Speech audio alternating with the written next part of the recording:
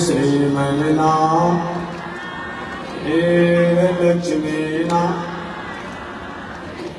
श्रीमन्नारायण नारायण नारायण श्रीमन्नारायण नारायण नारायण श्रीमन्नारायण भवतारायण श्रीमन्नारायण भवतारायण लक्ष्मी नारायण नारायण नारायण लक्ष्मी नारायण नारायण नारायण आग लगी आकाश में बरसन लगे अंगारो आग लगी आकाश में बरसन लगे संत नहीं होते जग में तो जग मरता संसार हो संत नहीं होते जग में तो जग मरता संसार श्रीमन्नारायण जवाब श्रीमन्नारायण नारायण नारायण श्रीमन्नारायण नारायण नारायण लक्ष्मी नारायण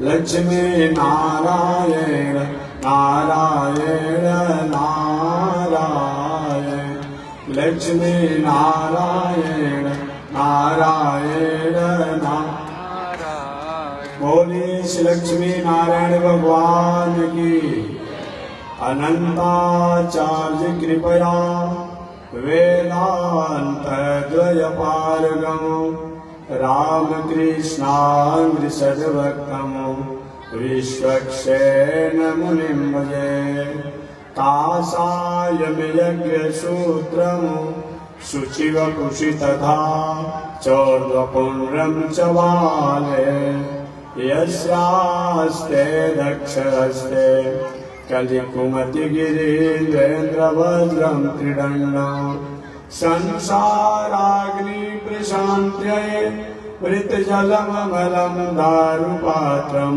पवित्रं श्रीविश्वक्सेनसूरे पदकमलयुगं श्रेयसे संश्रयामि लक्ष्मीनाथसमारम्भां नाथयामुनिमध्यमाम् अस्मदाचार्यपर्यन्तां वन्दे गुरुपरम्पराम्।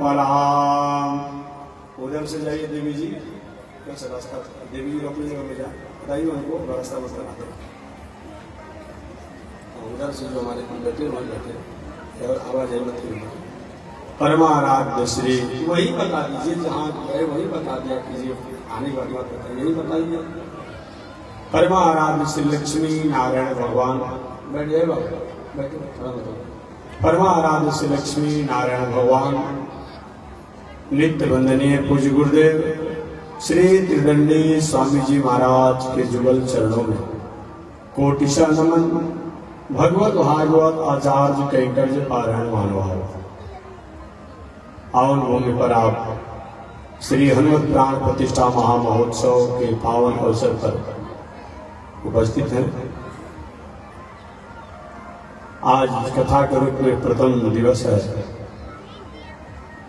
हमारे आपके मन में भावनाएं होती ही रहती है। जीवन का लक्ष्य क्या है? मानव जीवन का लक्ष्य क्या है? इस संसार में हम क्यों आए हैं? हमें क्या करना चाहिए? क्या इस संसार में केवल हम भोजन करने के लिए आए हैं?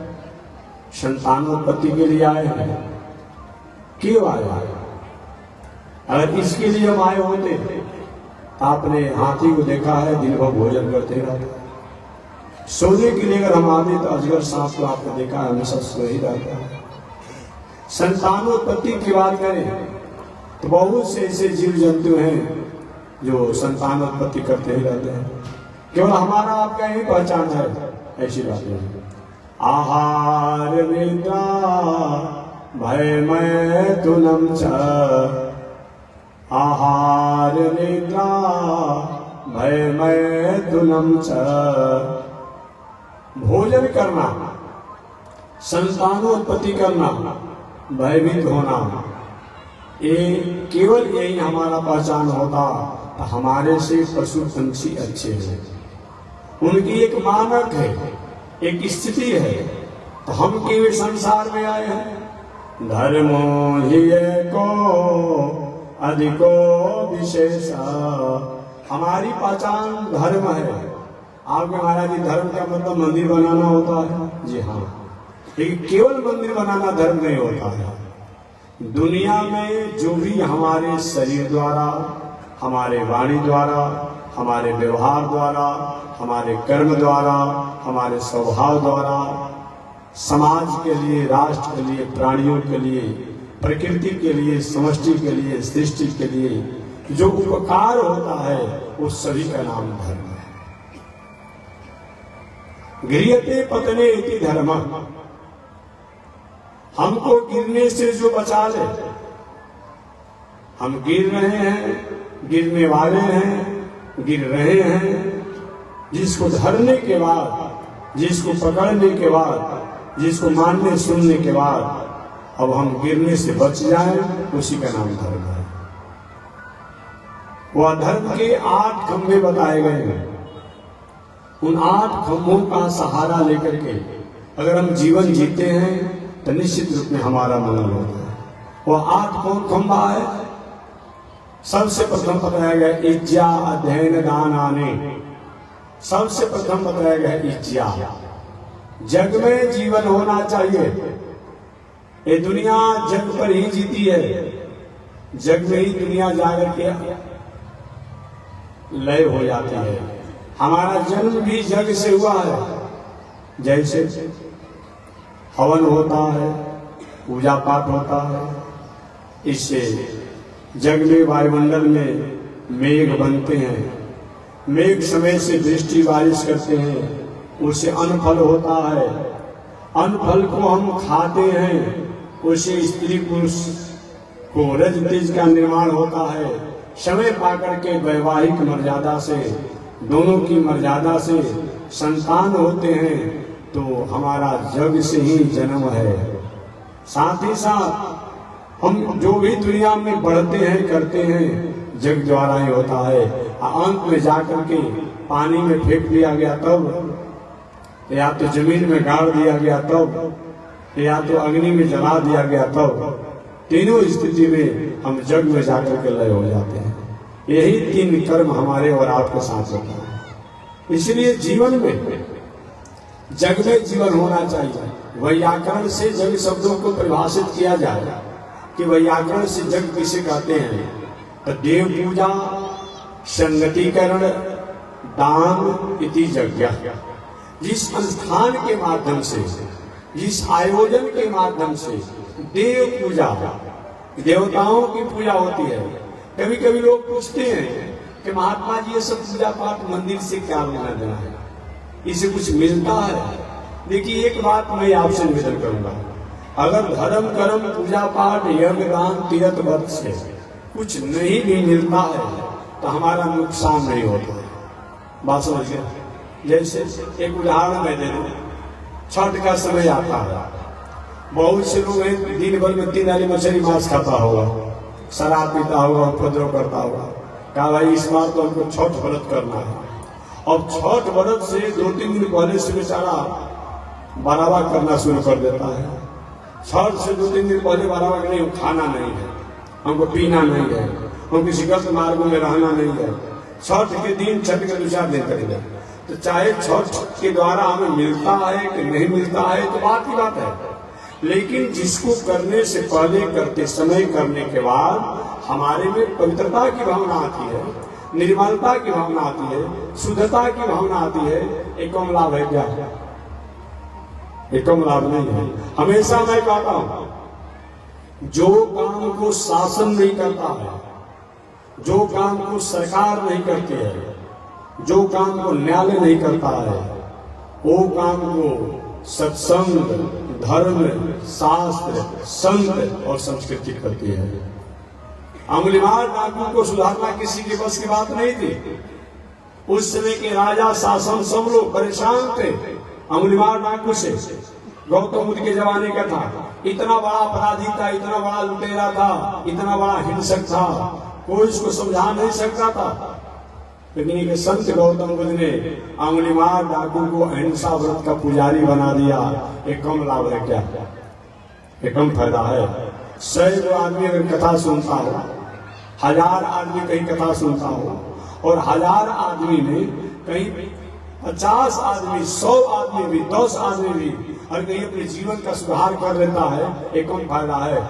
एक बार मैं बंगाल में कथा कह रहा था, एक महोदय जी ने बिचाली घाट हावड़ा में है, वही मैं कथा कह रहा था, हावड़ा बंगाल में, पश्चिम बंगाल में कथा कह रहा था, बिचाली घाट गंगा तट पर। एक पत्रकार महोदय जी ने कहा कि महाराज जी ये सब इतना चारों तरफ लाखों लाखों रुपया बर्बाद कर देते हैं, भाई भाषा करने का बर्बाद कर देते हैं, खर्चा कर देते हैं, इससे और कुछ काम होता।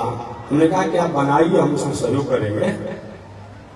आप स्कूल बनाइए, अस्पताल बनाइए, अनाथालय बनाइए, गौशाला बनाइए, उसमें हम सहयोग करेंगे, चंदा मान करके, ऐसे जग जग आदि करके हम आपको सहयोग कर देंगे। लेकिन किसी कामों को बंद करके थोड़ी किया जाएगा। कपड़ा पहनने का अलग एक बजट होता है, भोजन का अलग बजट होता है, दवाई का अलग होता है, शिक्षा का अलग होता है, साबुन सरफ तेल का अलग होता है। और थोड़े एक बजट को रोक करके एक बजट का काम किया जाए। अब कोई कहे कि इतना कपड़ा में खर्चा लग जाता है, भले भोजन का लगेगा, कपड़ा नहीं पहनेंगे, मर्यादा रहेगा। और कोई कहे वो भोजने से मतलब है, हमको कपड़ा से मतलब, भोजन से मतलब नहीं है, ऐसा होगा तो सबका होता है। कन्या का विवाह करना भी एक हमारा जीवन की दिनचर्या है। समाज में प्रतिष्ठा प्राप्त करना भी जीवन की दिनचर्या है कि हर काम होना चाहिए। स्कूल भी होना चाहिए, अस्पताल भी होना चाहिए, अनाथालय भी होना चाहिए, औषधालय भी होना चाहिए, गौशाला भी होना चाहिए, वृद्धाश्रम होना चाहिए। मैं कहता हूँ और मैं लगा भी हूँ इसमें। लेकिन ये कहा जाए कि एक काम को कीजिए, उस काम को मत कीजिए, ऐसा नहीं होगा। हमने कहा कि सुनिए, स्कूल रहेगा, अस्पताल रहेगा, अनाथालय रहेगा, गौशाला रहेगा और कुछ रहेगा, लेकिन अगर संस्कार नहीं रहेगा ना तो लोग कहें महाराज मेरा लड़का तो कॉलेज में पढ़ने गया था लेकिन ड्रग्स का शिकारी बन गया है, हीरोइन का शिकारी बन गया है, शराब का शिकारी बन गया है, गलत आचरण का शिकारी बन गया है। इसलिए लड़का स्कूल में जो पढ़ता हो उसका दिनचर्या जीवन कहीं भटके न, इसके लिए जग की भी आवश्यकता है, धर्म की भी आवश्यकता है, पूजा की भी आवश्यकता है। आज तो बहुत से लोग कहते हैं महाराज मेरा लड़का बहुत पढ़ा लिखा है लेकिन मार्ग से भटक गया है। क्या जीवन का मतलब होता है, क्या पढ़ने का मतलब होता है। एक बार मैं कुछ दिन पहले परसाल था उत्तराखंड में, तो उनके लोग आए थे, बहुत अच्छे लोग, तो कहने में थोड़ा संकोच लगती थी। वो डीएसपी पद पर थे, उनके सास ससुर माता पिता इष्ट बंधु सब आए थे कि महाराज जी अच्छा तनख्वाह भी मिलता होगा, कि महाराज एक बात आपसे कहना हमको थोड़ा जाए क्या कहना है कि थोड़ा आशीर्वाद होगा। आशीर्वाद तो संत भाई संजय से न देता है, और क्या आशीर्वाद होता है। तो ये हमारे जो हैं उनका हमारे किसी ने हमारा दामाद लगते हैं, किसी ने हमारा एक बेटा लगते हैं। इनको एक दोष आ गया है, नहीं कौन सा दोष है कि शायद आजकल मोबाइल पर कुछ जुआ खेला जाता है, कुछ व्यवस्था होगा ऐसा कि महाराज जी इतने बड़े पद पर हो करके ये मोबाइल पर करोड़ों रुपए उन्होंने बर्बाद कर दिया। महीना मिला तो बर्बाद कर ही रहे हैं, घर सब पैसा बर्बाद हो गया, पत्नी परेशान है, बेटा परेशान है, बेटी परेशान है, ससुर परेशान है, सब लोग परेशान है। इसीलिए धर्म की आवश्यकता है। आप शिक्षा तो जरूर स्कूल प्राप्त कर सकते हैं निश्चित रूप में, लेकिन शिक्षा हो और हमारे पास संस्कार नहीं हो तो शिक्षा हमारे लिए बोझ बन जाती है, हमारे लिए भार बन जाएगी।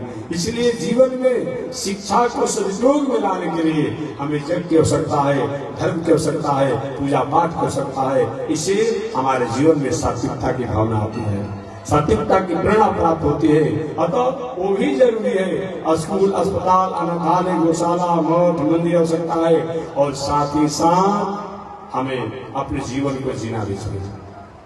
तो मैंने उनको उत्तर दिया कि देखिए संत महात्मा पूजा पाठ जग दान करते हैं और हम आपको देंगे नहीं।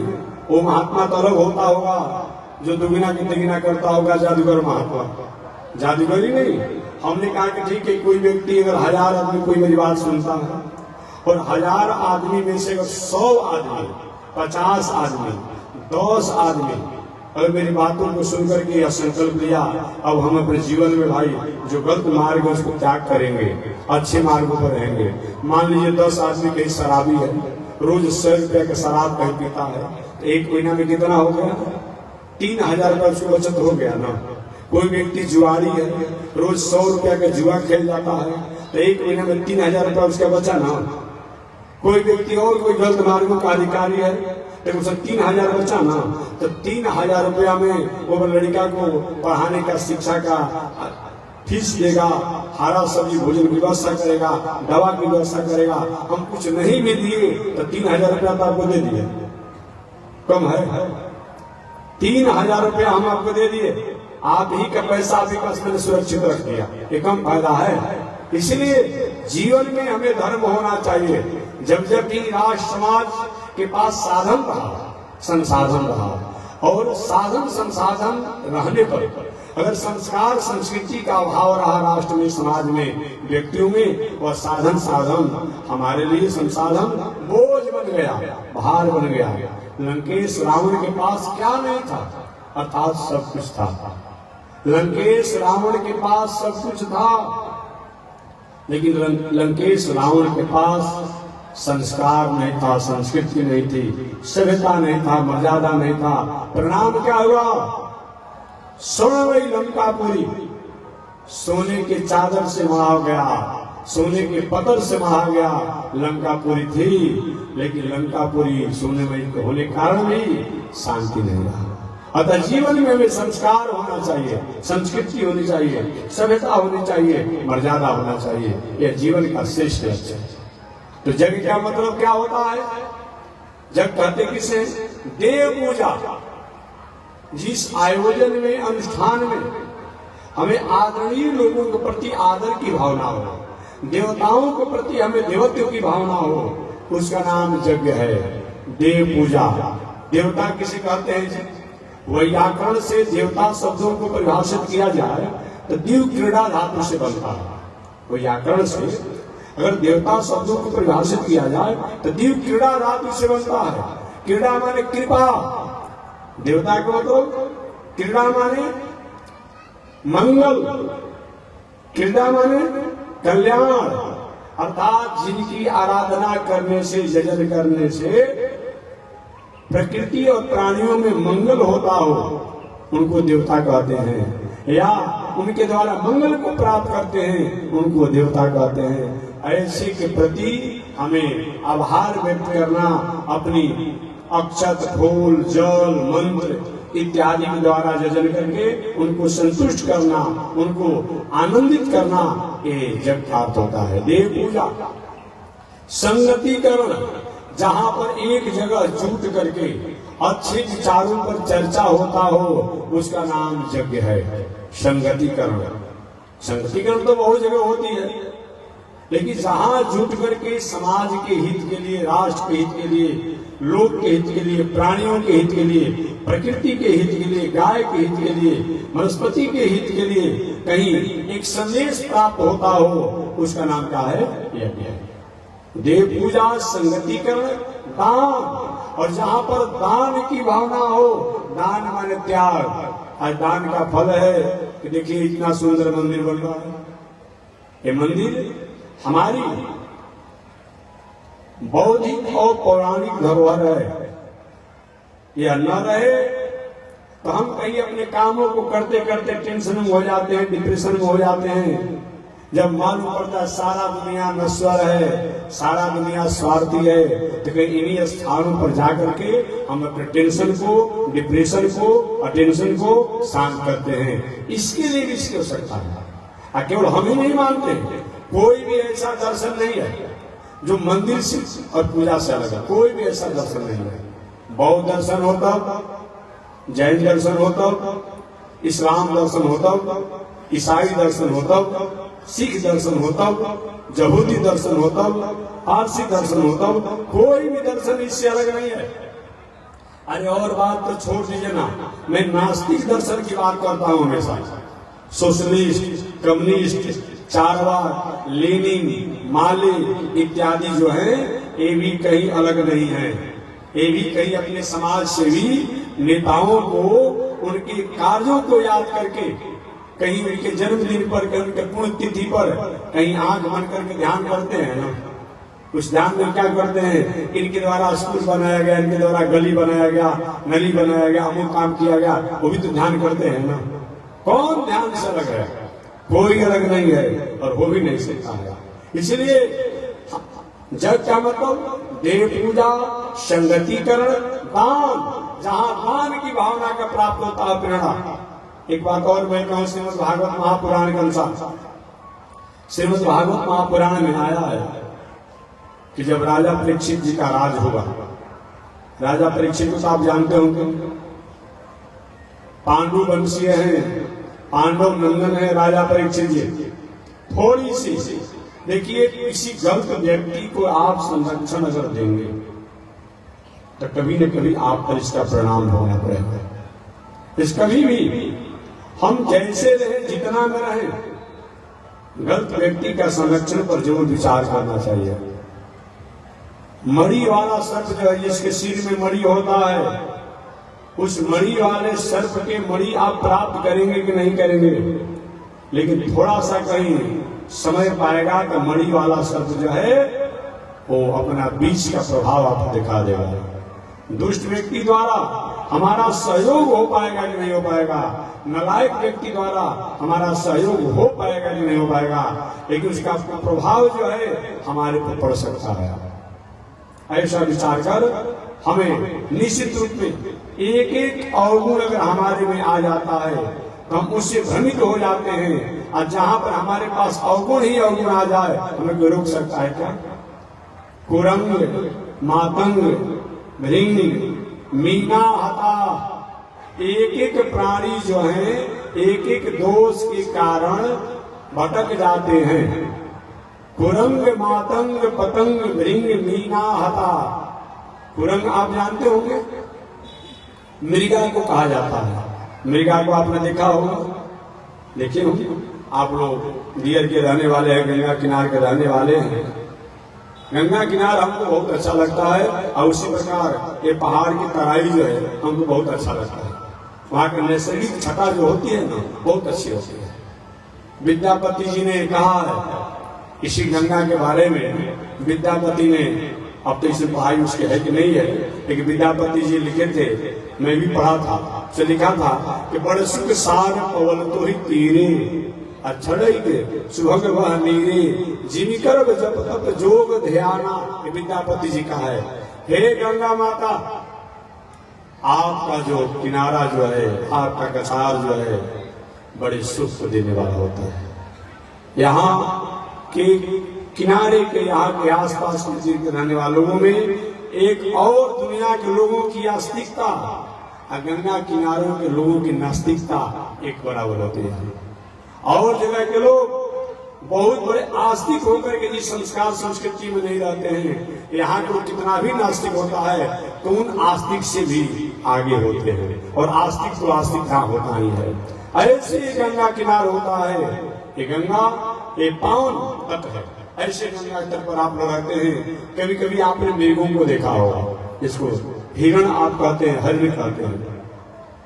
कुरंग, ये मृगा में कोई दोष नहीं होता है। मृगा, एक कुछ लोग कहते हैं कि महाराज जी क्या फलहार करने से व्यक्ति के भटकाव नहीं आएगी? ये कौन कहता है भाई? हम फलहार करते इसलिए कहीं तो अनहार मत कीजिएगा। नहीं नहीं, अरे फलहार तो शरीर में थोड़ा फुर्ती बना रहे, स्वस्थ रहे, बहुत रोज जाना आना है, थोड़ा झंझट है। अब किससे कहा जाएगा आज ऐसा कोई घर है क्या? पहले के जमाने में सन्यासी इत्यादि ब्रह्मचारी तो अपने से बनाकर खाते थे, अच्छी बात है, लेकिन सन्यासी का सबसे प्रथम वरीयता है भोजन करने का, कि किसी के गृहस्थ के द्वार पर जाकर के भोजन करें। प्रथम वरीयता है कि घर से शुद्ध सात्विक भोजन आवे, सन्यासी उसको भोग लगावे और पाले। सन्यासी को अपने बनाकर खाने का अधिकार नहीं है। भले भोजन बनाना हम जानते हो, लेकिन बनाकर अपने पाने का अधिकार नहीं है। तो भाई महाराज, जब ऐसा नियम है कि गृहस्थ आश्रम के यहाँ से भोजन बनाया हुआ पाना चाहिए, आपके नहीं बनाया पाते हैं, हम भी शुरू में पाते थे फलहार। किसी के घर से परवल का उबाल कर आ जाता था, दूध को गर्म करके आ जाता था और मैं ले लेता था। बेचारे उन लोगों को झंझट होती थी। लेकिन क्यों नहीं हो रहा है किसी के यहाँ के भोजन बनाया है? मैं थोड़ी सी बात बता दूं। आज से कम 40 वर्ष पहले कोई व्यक्ति मछली मांस इत्यादि वही खाता पीता भी था। यदि किंचित गांव में कोई ऐसा होता तो गांव से बाहर कोई ऐसे व्यक्ति के यहाँ कहीं कुछ इधर उधर करके उस दिन रात्रि में घर में भी सोने नहीं आता था। इस दिन भाई मैं शराब पी ले आऊं, मैं मांस खा ले आऊं, मैं मुर्गा खा ले आऊं, नहीं आता था। आज क्या है, बगल में सब्जी का दुकान लगा हो, बगल में मुर्गा का कहीं बचा रहा हो, तो देखिए भीड़ कहां पर है। ये बताना है? नहीं बताना है। भीड़ अधिक मुर्गे के यहाँ रहेगा। आज कोई ऐसा घर होगा जिस घर में भोजन के रसोई में प्याज लहसुन का उपयोग नहीं किया जाता होगा। कोई ऐसा घर होगा, हो सकता है ऐसा हो भी घर जहां नहीं बनता होगा, लेकिन प्रायः। अब बताइए, संत महात्मा के अलग से बर्तन रखे हैं, क्या करेंगे? इसीलिए बताया गया कि आपको भाई किसी प्रकार का कहीं परेशानी न हो। संत महात्मा सन्यासी जो है अपने स्वपाकी अपने ब्रह्मचारी को रखकर भोजन को साथ पाते हैं। बस तो नियम है कि संत महात्मा सन्यासी को गृहस्थ के यहाँ जाकर के, गृहस्थ रूपी डॉक्टर के यहाँ संत सन्यासी रूपी रोगी को अन्न रूपी दवा को लेकर के और क्षुधा रूपी रोग को दूर करना चाहिए। सन्यासी रूपी रोगी, क्षुधा भूख रूपी रोग, गृहस्थ रूपी डॉक्टर और भोजन रूपी दवा लेकर के सन्यासी को संतुष्ट होना चाहिए। एक सन्यासी का धर्म बताया गया है। लेकिन आज जो मैंने बताया, ऐसा कोई घर होगा इस घर में प्याज लहसुन का उपयोग नहीं होता होगा। क्या किया जाए? अन्यथा सन्यासी को गृहस्थ का ही भोजन बताया गया है करने के लिए कि 7 घर से, 5 घर से, 3 घर से, 1 घर से भोजन करने को बताया गया है। सन्यासी को और भी नियम बताया गया है कि अष्टमासा विहारस्तु, 8 महीना सन्यासी घूमते रहे। 1 दिन, 3 दिन, 5 दिन, 7 दिन और मधुकरी भिक्षा करते रहे। 1 घर से, 3 घर से, 5 घर से, 7 घर से। बाकी 4 महीना एक जगह रह करके एकत्र चतुर्मासा, और एक जगह 4 महीना रह करके जीवन जीना चाहिए। इस प्रकार जीवन बताया गया है। तो मैं निवेदन किया कि केवल फलहार करने से हम नहीं भटक सकते। ऐसा होगा क्या? भर्तरी जी का उक्ति आपने पढ़ा होगा। विक्रमादित्य जी के एक भाई थे भर्तरी जी। उन भर्तरी जी ने अच्छा शब्द लिखा, मैं एक बार पढ़ा था, हमेशा मैं कहते रहता हूँ, विश्वामित्र पराशर प्रवृत्तया। हे दुनिया में रहने वाले लोग, तुम कौन होते हो? विश्वामित्र पराशर प्रवृत्तया। विश्वामित्र बाबा पत्ता खाकर रहते थे, जल पीकर रहते थे, वायु पीकर रहते थे, कभी कभी सब कुछ रोक देते थे, अब फिर भी विश्वामित्र बाबा भटक गए। विश्वामित्र पराशर प्रवृत्तया। पराशर ऋषि का नाम आपने सुना होगा। पराशर ऋषि बहुत साधना की ऊंचाई पर थे, लेकिन उनके द्वारा भी थोड़ी सी अपने स्वरूप में कहीं न कहीं लचीलापन आ गया। कौन नहीं जानता? आपने सौभरी ऋषि का नाम सुना होगा। सौभरी ऋषि का, सौभरी ऋषि एक बहुत बड़े उच्च कोटि के संत थे। उन्होंने विचार किया था कि मैं दुनिया में रहूंगा ही नहीं, मैं दुनिया से अलग रहूंगा। ऐसा विचार कर वो जल में खड़ा होकर के तपस्या कर रहे थे नदी में। और एक दिन मछलियों के परिवारवाद को सौभरी ऋषि ने देखा कि मछलियों का परिवारवाद बहुत आनंद में है। लेकिन एक बड़ी मछली है, उसकी पत्नी है, उसके बेटा है, उसके बच्चे हैं, सब अपने परिवार के साथ आनंद में जल में विहार कर रहे हैं। सौरी ऋषि के मन में आया कि मछली का परिवार कितना सुंदर है, मेरा भी विवाह हो जाता तो मेरा भी परिवार हो जाता। और सौरी ऋषि उस मछली के परिवारवाद को देख करके और सब विवाह करने के मन में भावना किए, लेकिन बुढ़ापा हो गया था, विवाह कौन करेगा? तो विवाह करने पर तैयार नहीं। तपस्वी साधक तो थे, लेकिन विवाह कौन करेगा? अब उस समय के बहुत बड़े राजा थे यशस्वी, जिनका नाम था राजा मनधाता। क्या नाम था? राजा मनधाता नाम था। राजा मनधाता की 50 कन्याएं थी। सौरी ऋषि कहे कि राजा मनधाता, मैं आपकी बेटी से विवाह करना चाहता हूँ। ना तो कह नहीं सकते थे। महाराज जी, मैं 50 बेटियों को आपके सामने खड़ा कर देता हूँ, जो मेरी बेटी आपको पसंद कर देगी उससे मैं आपका विवाह कर दूंगा। ठीक है। 50 बेटियों को राजा मनधाता ने बुलाया। सौरी ऋषि को आसन पर बैठा दिया गया। राजा मनधाता की 50 बेटियों ने सौरी ऋषि की बुढ़ापा देख करके नाक सिकोड़ लिया। अरे इनसे विवाह करने के बाद आज है, ये पका हुआ आम है, गला हुआ आम है, कब पटक जाएंगे, कब गिर जाएंगे, तो हम लोग का जीवन का क्या होगा? किसी कोई भी तैयार नहीं हुआ।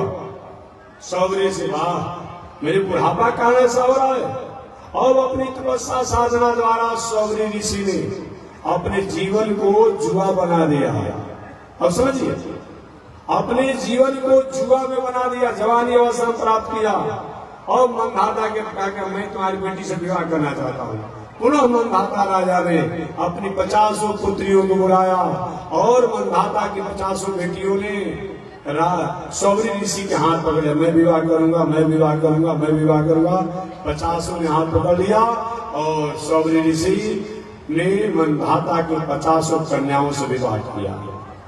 1 से 50 हो गए। अब 50 से अब समझिए 10-10 संतान हो, कितना हो गए? ऐसे हजारों हजारों की संख्या में हो गए। एक दिन सौरी ऋषि ने विचार किया, अरे मैं कहां भटक गया, मैं कहां से चला था, कहां भटक गया। मनोरथा नाम न समापय, मनोरथ की कभी समापन नहीं होती है। जैसे आग की ज्वाला में आप लकड़ी को डालते रहिए, तृण को डालते रहिए, आप कामना करिए कि अग्नि की ज्वाला शांत हो जाए, ये शांत नहीं होगी। अग्नि की ज्वाला को शांत करना चाहते हैं तो अग्नि में आप तृण और लकड़ी को डालना बंद कर दीजिए, ज्वाला अपने शांत हो जाएगी। वही बात है, मनोरथा नाम समापय, अपनी कामनाओं पर नियंत्रण कीजिए, यही उपाय है। बाकी दूसरा कोई उपाय नहीं है। देखना इंद्रियों के न घोड़े बगे, रात दिन इन पर संयम के घोड़े पड़े, अपने रथ को सुपथ पर बढ़ाते चलो, कृष्ण गोविंद गोपाल गाते चलो। एक उपनिषद कथा में सुना दी, इससे जुड़ा हुआ। कुछ लोग कहते हैं कभी कभी कि महाराज जी, ये मन कहीं अपने आप में रुकता नहीं तो क्या करे? संयम रूपी छड़ी का प्रयोग कीजिए, बाकी भोग वासना से आप कुछ नहीं कर पाएंगे। एक उपनिषद कथा में सुनाता हूं। एक बार एक राजा के पास एक बकरा था। राजा ने मन को संयम करने के लिए और दुनिया को उपदेश देने के लिए कहा था कि मेरे पास एक बकरा है, इस बकरे को हरी हरी घासों को चरा करके जो संतुष्ट कर देगा उसको मैं आधा राज दे दूंगा। हम लोग क्या करते हैं? रुपया पैसा धन संपत्ति पद प्रतिष्ठा के लिए गांव में रहते हैं, जिला में रहते हैं, प्रदेश में रहते हैं, देश में रहते हैं, विदेश में रहते हैं, केवल एक धन कमाने के लिए। और क्या है, आज जो भी लोग विदेशों में जा रहे हैं केवल सुख की प्राप्ति के लिए। अरे भाई हमारे पास ₹100 का पैकेज हो जाएगा, अच्छा लग्जरी मकान होगा, लग्जरी गाड़ी होगा, सारी समाज सुख के लिए। फिर सुख मिल पाता है? किसी भी व्यक्ति से पूछिए सुख मिल रहा है? लड़का को पढ़ा लिखा करके वैज्ञानिक बनाया गया, डॉक्टर बनाया गया, अब विदेश में रह रहा है। जिस बूढ़ा बूढ़ी ने पढ़ाया लिखाया और बेचारे वे लोग अपने से भोजन बना रहे हैं। बुढ़ापा में उनको आराम करना चाहिए, अब बुढ़ापा में भोजन बना के खा रहा है। कभी हाथ जल जा रहा है, कभी गोड़ जल जा रहा है, कभी कुछ हो जा रहा है, कभी कपड़ा पकड़ रहा है। कहाँ सुख मिला? कहाँ सुख मिल रहा है? किसी को सुख है? किसी को सुख नहीं है। अगर साधन संसाधन से सुखी हो जाते तो जिसके धन उनको तो सुख शांति होना चाहिए। नहीं नहीं, साधन संसाधन से हम सुख की कामना कर सकते हैं, लेकिन सुख हो ही सकता है ऐसी बात नहीं है। तो कैसे सुख होगा? राजा ने घोषणा किया था, हमारे पास एक बकरा है, इस बकरे को हरी हरी घासों को चरा करके जो संतुष्ट करेगा उसको मैं आधा राज दे दूंगा। लाइन लगी रहती थी बकरी को चराने के लिए, लोग अपने उपासे रहते, भूखे रहते, बकरी की रस्सी पकड़ करके दिन भर हरी हरी मैदानों में ले जा करके हरी हरी घासों को चराते। शाम को जब समय होता राजा कहता मैं परीक्षा लूंगा कि मेरा बकरा को आपने चराया है कि नहीं चराया है। अब शाम को राजा के सामने अपने रस्सी को, बकरी का रस्सी पकड़ लेता और उसके सामने हरी हरी घासों को डाल देता। बकरा हरी हरी घासों को खाने लगता। राजा कहता नहीं, तुमने मेरे बकरे को चराया नहीं, जाओ तुम फिर हो गए। बरसों बीत गए, कोई राजा के बकरे को चरा करके संतुष्ट नहीं कर पाया। एक बार एक जोगी, एक फकीर आया और कहा महाराज मैं आपके बकरे को चरा कर संतुष्ट करूंगा। राजा ने कहा महाराज जी, आप जैसे वर्षों से कितने लोग आए और मेरे बकरी को चरा करके संतुष्ट करना चाहे, लेकिन संतुष्ट नहीं कर पाए, आप क्या चलाएंगे? अरे मौका तो दिया जाए राजा साहब, ठीक है। और बकरी की रस्सी उन जोगी फकीर के हाथों में दे दिया। उस फकीर ने क्या किया, बकरी की रस्सी को एक हाथों से पकड़ लिया और एक हाथों से पतला छड़ी ले लिया और हरी हरी घासों के मैदान में ले गया। जब बकरे हरी हरी घासों की तरफ नीचे सिर करता खाने के लिए दूर को, एक छड़ी से मुंह को मार दिया। अब बकरे ये कैसा आदमी है? इसके पहले वर्षों से गुरु हरी हरी घासों को चराते, पुचकारते, लाल स्नेह देते, कैसा है? और सुबह से शाम तक वो फकीर जब नीचे की तरफ सिर करता बकरा एक छड़ी मार देता, एक घास के फूल नहीं खा पाया। शाम का समय हुआ, फकीर ने कहा राजा साहब मैंने आपके बकरे को चरा कर ऐसे संतुष्ट किया, ऐसे संतुष्ट किया है कि आप परीक्षा ले सकते हैं। अरे कैसे बात करते हो? अब फकीर ने बकरे की रस्सी को राजा के हाथों में दे दिया और बगल में फकीर खड़ा था। बकरा देखता है कि यहीं पर खड़ा है और उसके सामने नीचे हरी हरी घासों को डाल दिया राजा ने। बकरा ने एक भी घास के टुकड़े को मुंह में नहीं डाला, हमेशा फकीर की तरफ देखते रहा। तो हो सकता है छड़ी से मार दे। यही जीवन का उपाय है। हम भोग द्वारा जीवन को संतुष्ट नहीं कर पाएंगे। याद रखिएगा, संयम ही एक ऐसा है, इसके द्वारा हम जीवन को जी सकते हैं, बाकी कोई उपाय नहीं है।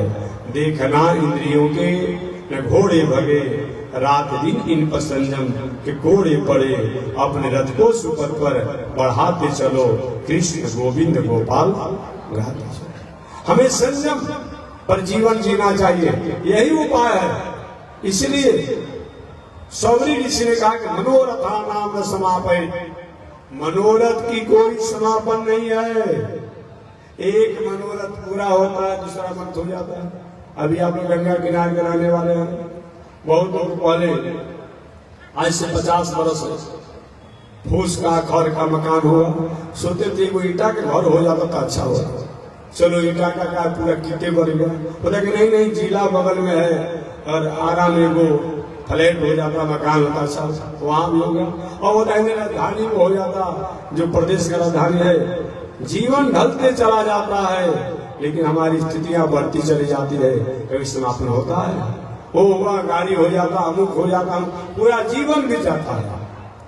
तृष्णा न जाए मन से, कृष्णा न आवे मन में, जतन करूं बारंबार। कृष्णा जाती नहीं है और कृष्ण आते नहीं है।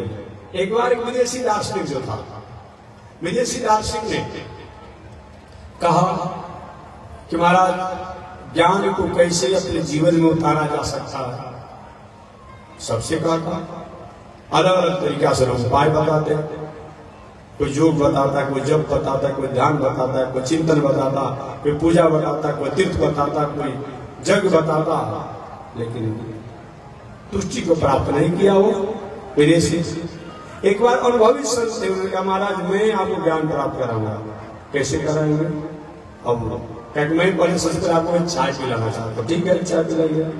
अब उन्होंने क्या किया, एक कप दिया और कप में उन्होंने ऊपर से जल डाल दिया और जल डालने के बाद पूरा कप जल से भरा हुआ था और ऊपर से केतली द्वारा चाय गिराने लगे और गिराने लगे। उस विदेशी ने कहा ये क्या कर रहे हैं? कहे मैं यही कर रहा हूँ, आपको चाय पिला रहे। चाय पिला रहे कि चाय तो नीचे गिर जा रहा है, क्योंकि जब ये कप में भरा हुआ जल के कारण चाय नीचे गिर जा रहा, आप नहीं पी पा रहे, तो हमारे भीतर भी जो भरा हुआ है, जो अस्मिता, अविवेक, असौहार्द, असहिष्णुता, मानवता, ये जब तक खाली नहीं होगा तब तक से सत्य, सहिष्णुता, मानवता, संस्कार, संस्कृति कैसे हमारे भीतर भर सकती है? जब तक से भीतर के कचरा नहीं निकलेगा तो अच्छा चीज को कैसे हम भरेंगे? यही करना पड़ेगा, यही जीवन का है।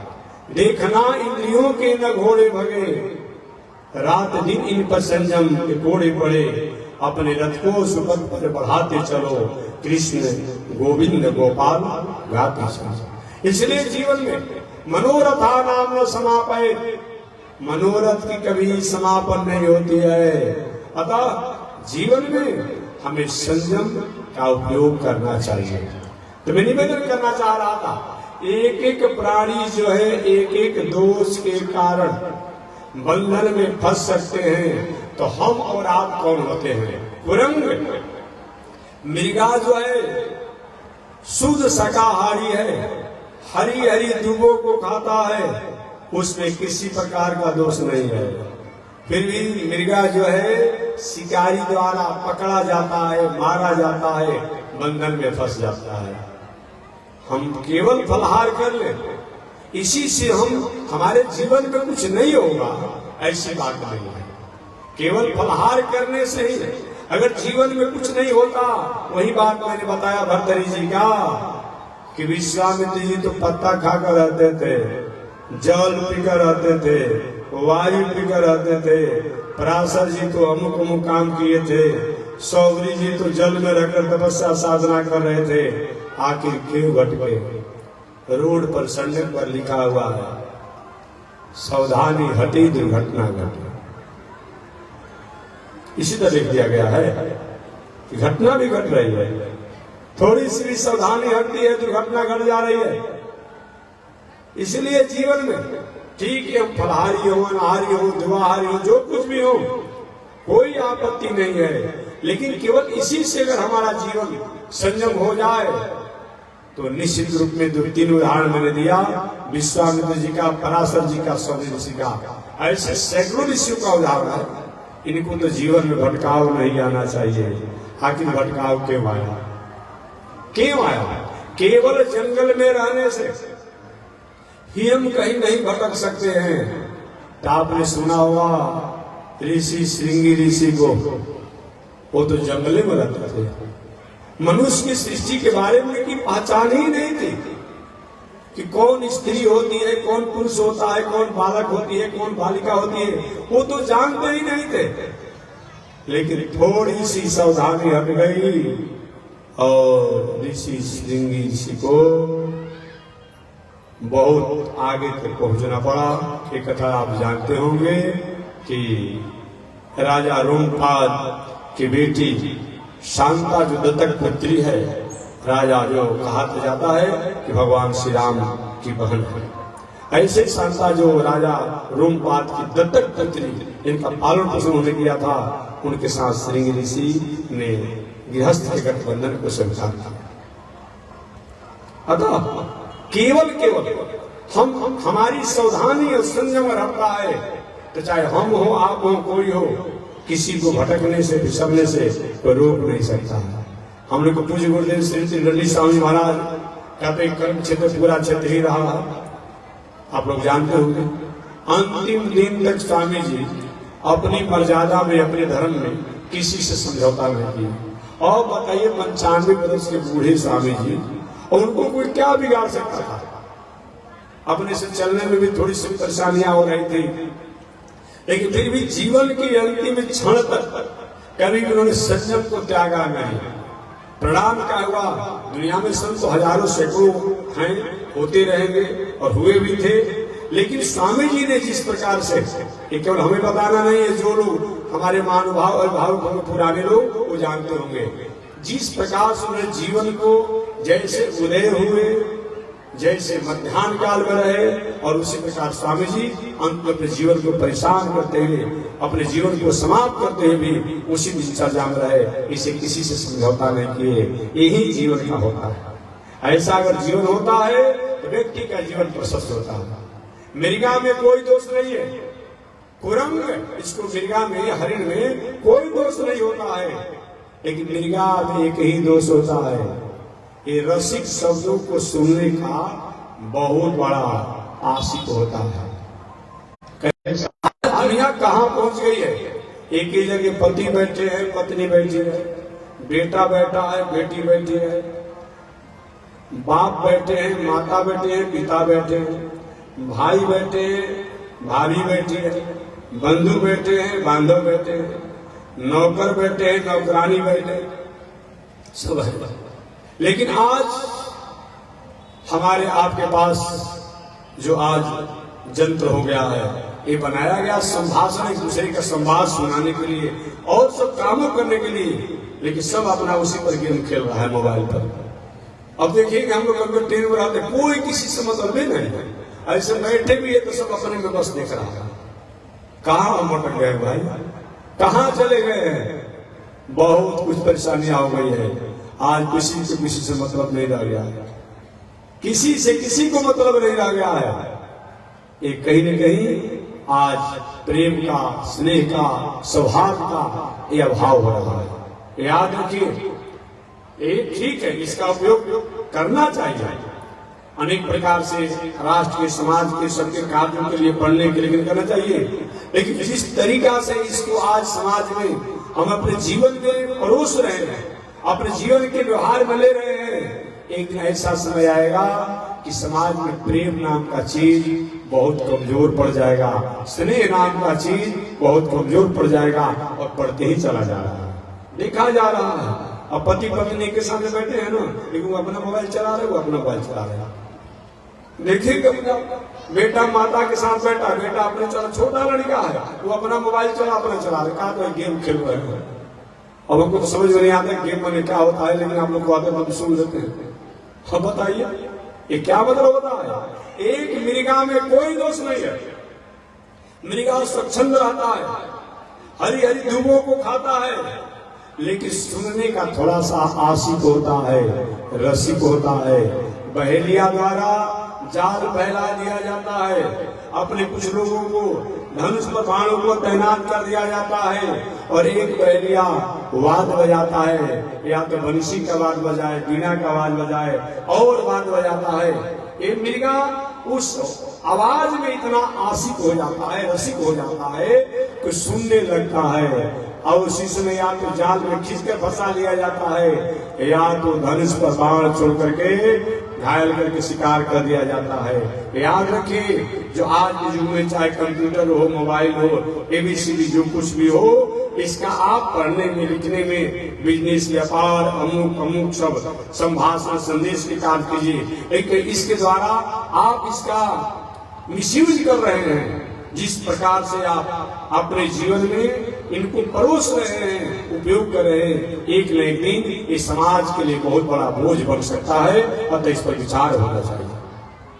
रसिक से रसिक, अश्लील से अश्लील उस पर दृश्यों को देखते हैं, सुनते हैं, सब करते हैं, एक कहाँ आपका जाएगा।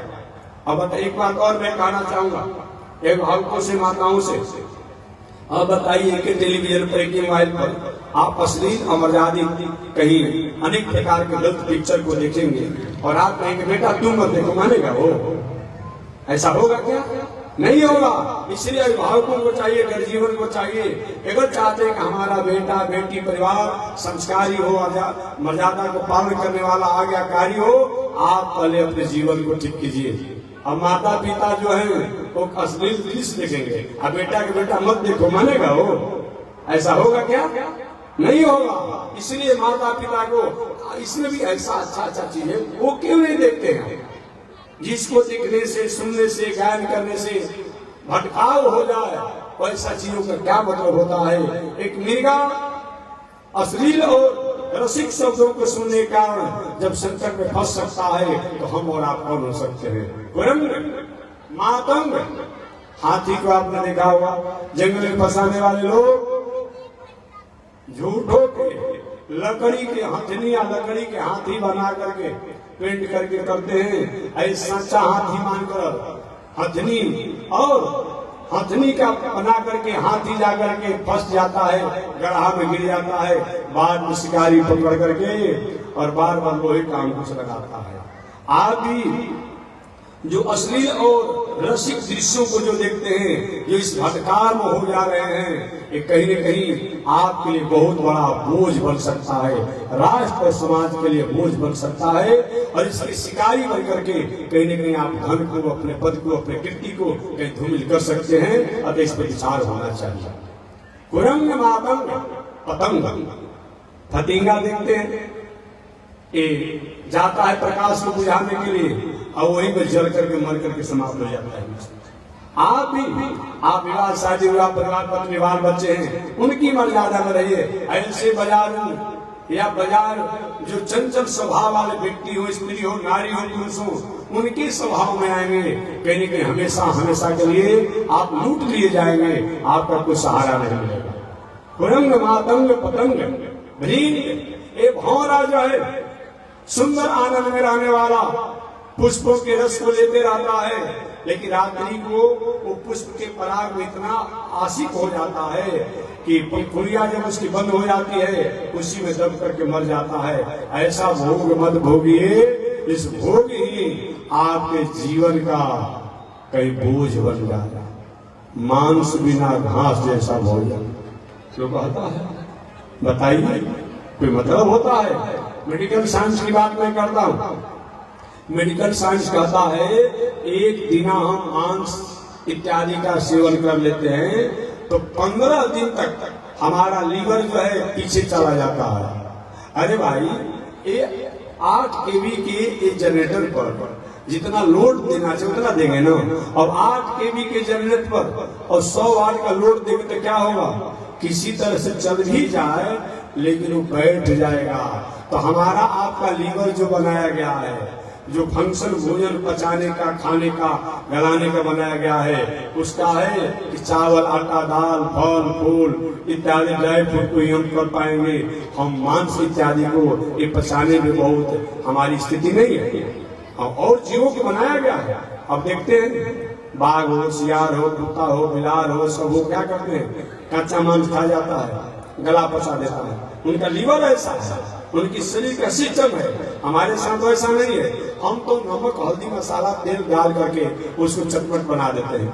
ऐसे कोई व्यक्ति लगातार 2-4 साल कच्चा मांस खा कर देख ले, शरीर में पुष्ट हो जाएगा, लीवर फेल हो जाएगा, किडनी फेल हो जाएगा, हार्ट फेल हो जाएगा। इसलिए ये हमारा विषय नहीं है, हमारा भोजन नहीं है, हमारा आहार नहीं है, लेकिन हमने बना दिया है।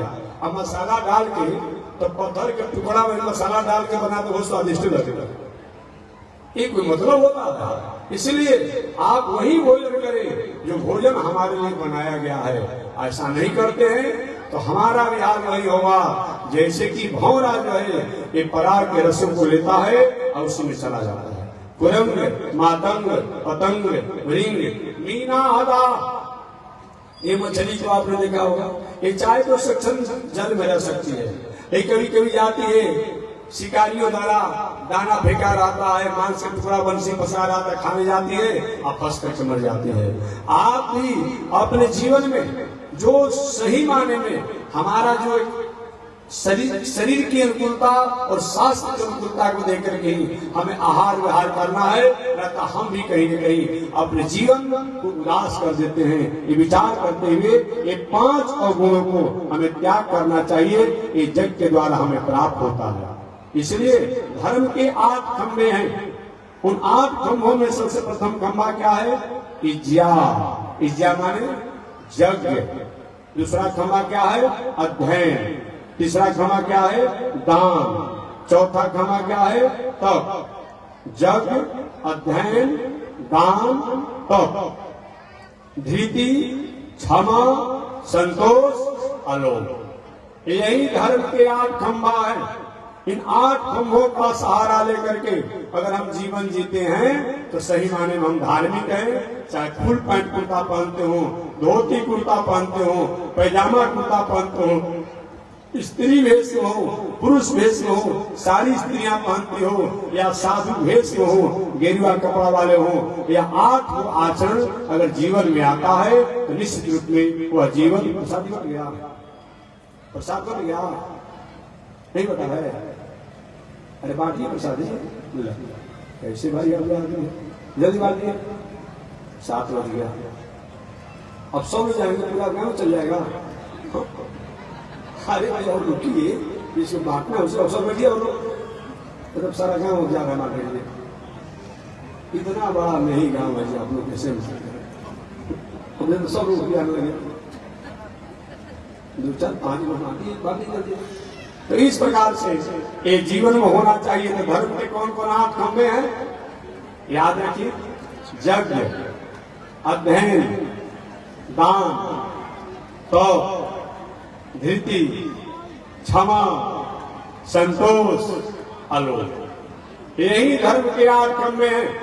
इन 8 खंभों का सहारा लेकर के अगर जीवन जिया जाता है, ये संसार में सुख शांति को प्राप्त करके और शरीर त्यागने के बाद भगवान की कृपा के अधिकारी होते हैं। बस इसी शब्दों के साथ वाणी विराम। आगे परमात्मा की शिक्षा जल प्रसाद बताइए। श्रीमन नारायण लक्ष्मी नारायण, श्रीमन नारायण लक्ष्मी,